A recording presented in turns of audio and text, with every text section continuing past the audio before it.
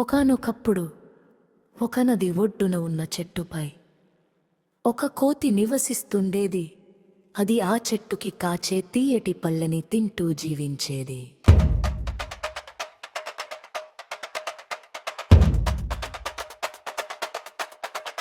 ఆ కోతి ప్రతిరోజు కొన్ని పళ్ళని తింటూ మరికొన్ని సరదాగా నీటిలోకి విసురుతూ ఆనందించేది.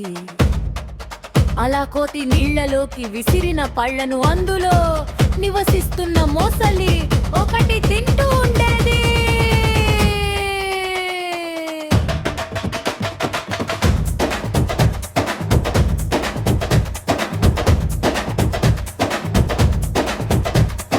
మొసలికి ఆ పళ్ళు ఎంతగానో నచ్చి ఒకనాడు, ఓ కోతి బావా, నాకు ఈ పళ్ళంటే ఎంతో ఇష్టము, నీళ్ళలోకి విసిరిన పళ్ళని తిని ఆనందిస్తున్నాను, దయచేసి రోజు కొన్ని పళ్ళని నాకు ఇవ్వగలవా అని బ్రతిమిలాడింది. ఆ రోజు నుండి కోతి మొసలి కోసం కొన్ని పళ్ళు కోసి ఇవ్వసాగింది. ఆ విధంగా అనతి కాలంలోనే మొసలి కోతి మంచి స్నేహితులయ్యాయి. మొసలి ఇంటి వద్ద భార్య పిల్లలని కూడా మరచి ఎక్కువ సమయం కోతితోనే గడపసాగింది. దాంతో మొసలి భార్యకి చాలా కోపం వచ్చింది. ఈ కోతితో స్నేహం ఏర్పడ్డాక నా భర్త నాతో సమయం గడపడటమే మానుకున్నాడు. దీని పీడ వదిలించుకోకుంటే నా భర్త నాకు దూరమైపోతాడు అనుకుంది. ఇలా ఉండగా మొసలి ఒకనాడు కోతి ఇచ్చిన పళ్ళు తీసుకుని భార్యకి ఇద్దామని ఇంటికి వచ్చింది. భార్య పడుకుని ఉండడం చూసి ఏమైంది, ఎందుకలా ఉన్నావు అని అడిగింది.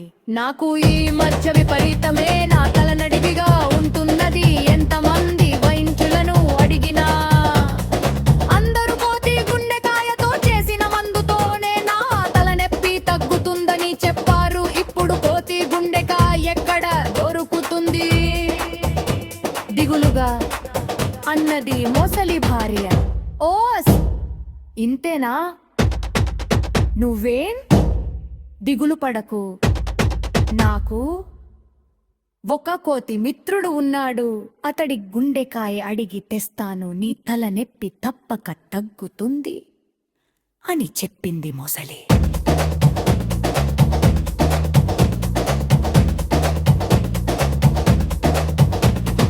వెంటనే కోతి వద్దకు వెళ్ళి, మిత్రమా, మనం ఇంతకాలం నుంచి స్నేహితులుగా ఉన్నా నిన్నెప్పుడు మా ఇంటికి తీసుకుని రాలేదని నా భార్య అలిగింది. నాపై అమ్మతని నిన్ను పిలుచుకుని పోదామని వచ్చాను అంది. కానీ నేను నీళ్ళల్లోకి ఎలా రాగలను? సందేహం వెలిబుచ్చింది కోతి. ఓ అదా, నువ్వు నా వీపు పైన కూర్చో, నిన్ను క్షణంలో మా ఇంటికి తీసుకెళతాను. మొసలి మాటలు నిజమని నమ్మిన కోతి చెట్టు మీద నుండి కిందకు వచ్చి మొసలి వీపు పైన కూర్చుంది. కోతిని మోసుకుంటూ మొసలి తన ఇంటి దారి పట్టింది. నీళ్ళల్లో కొంత దూరం వెళ్ళాక మొసలి ఏడవడం మొదలు పెట్టింది. మొసలి తన నీళ్లు చూసిన కోతి కంగారుగా, ఓదేమిటి మిత్రమా, ఎందుకు ఏడుస్తున్నావు అని అడిగింది. ఏం చెప్పమంటావు మిత్రమా అంటూ భార్యకు తలనొప్పి రావడం, వైద్యులు చెప్పిన మందు గురించి భార్య చెప్పడం అంతా వివరంగా కోతికి చెప్పి, నువ్వు నాకు మంచి మిత్రుడివి కనుక నీకు ఈ విషయం ముందే చెప్తున్నాను అంది మొసలి. తనని చంపాలని మొసలి భార్య పన్నాగం పన్నిందని అర్థమైంది తెలివిగల కోతి.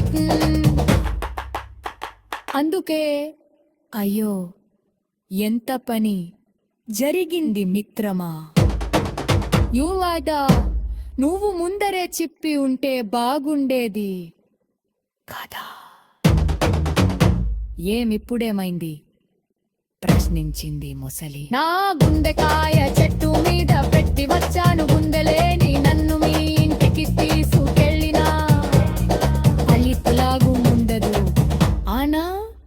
మరిప్పుడం చేద్దా, మందు మెత్తడి చెట్టు మెట్టు తీసుకెళ్ళుమా, ఇందు తీసుకుని పరరా చేసుకోడు. ఉప్పుడు నీ భార్య కూడా సంతోషిస్తుంది, ఆమె తల లెట్టిపి మందు మను అంది.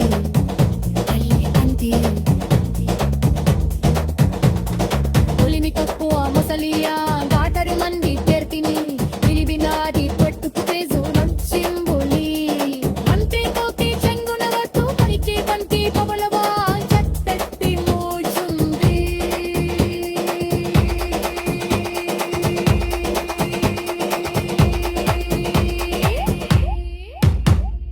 కోతి ఎంత కోలాక కోలేగప్పటికి ముసలి రుద్రమ తెరనానా అని కేక పిత్తింది. అప్పుడు కోది నవ్వి ఓరి నిక్కద్రాయి మేమొచ్చింది మీ భార్యను కాపాడుకుందామనుకున్నా, మీ దుర్గుత్తి నాకు తేసెంబి ఉందే, ఈ ఎత్తనైన చెట్టు మీ బంతుందే.